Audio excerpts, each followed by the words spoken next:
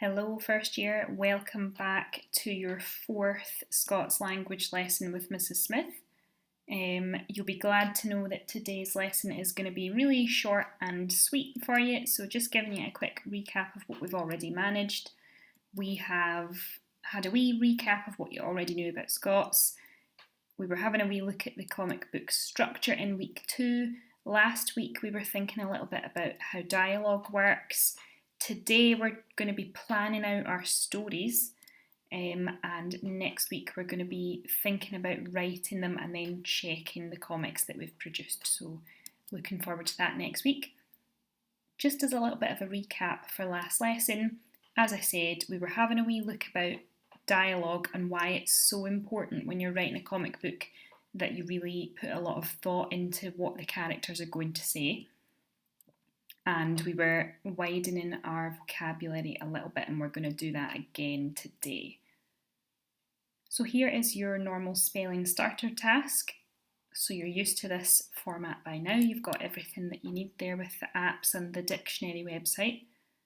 And today's words are beastie, dreich, and burn. Okay, and just like every other lesson, I want you to post your sentences on the distance learning channel of your class team. So pause the video and have a go at that just now. Okay, on to the main part of today's lesson. So we are thinking ahead, as we say, to creating our own comics and doing that in Scots.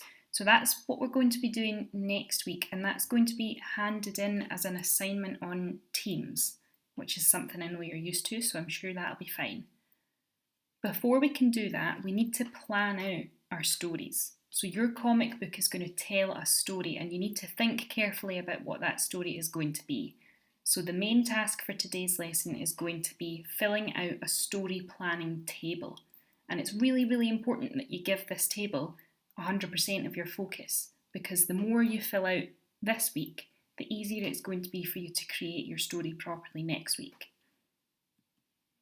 Okay, so you're going to be filling out a planning table for your Scots comics, and it's going to be similar to the one that you did for Mrs Hamilton when you were planning out your personal essays, so something a little bit like that. A Teams assignment has been set up for you, and that's where you're going to find the table that you've got to fill out, so on Teams. And as I say, it's really, really important that you add as much detail as you can to the table, because if you don't add very much detail now, then that means you're going to have to think of it all on the spot next week, and that might be quite difficult.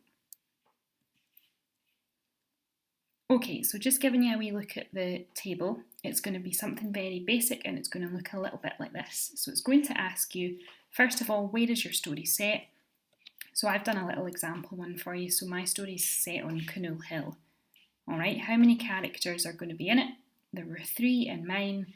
What are their names? So they can be real people or you can make them up, it's up to you.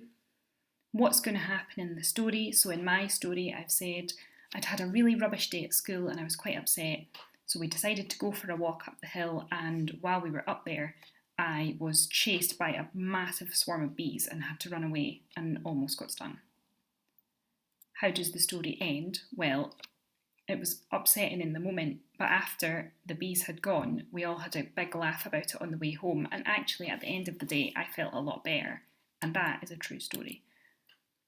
Okay, and importantly, I want you to think about which Scots words you're going to include. So remember, we're doing Scots language, so you need to try and include some of the Scots words that you've been learning about recently, or some new ones that you choose yourself. So you should try and have at least 3 in your comic. If you can do more than 3, then that's even better, but at least 3, and it might be a good idea on your table for you to note down which ones you'd like to use so that you don't forget. Okay, so go away and work on that planning table just now, and that is the only task that you need to do as part of today's lesson.